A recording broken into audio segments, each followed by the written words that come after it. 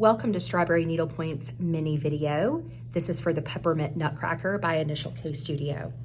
So I'm doing a few tutorials for us to think about how to effectively stitch this piece and feel good about it. And one of the things we need to do is not only find the background midpoint, but also the midpoint for these horizontal ribbons that are encasing the Nutcracker. So you may use a small tape measure that you would use for crafting. You can also use a flat ruler. I am using this example because I just happened to get it out of my utility box. But basically what we're doing is we're measuring between the two sides. I'm starting at 2 only because this is a little more challenging to read. So I'm ballparking it, admittedly, but it looks to be about 5 inches from the left to the right side. So if it's 5 inches, my midpoint is going to be 2.5.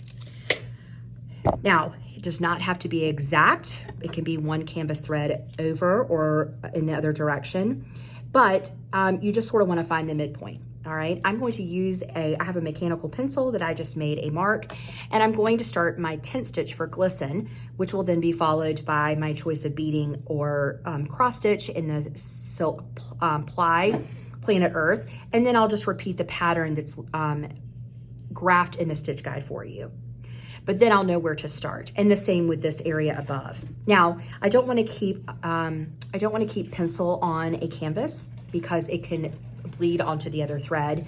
And so once I am done, once I found my midpoint and I go ahead and start stitching, I want to use one of these white artist erasers. Staedtler is a really great brand.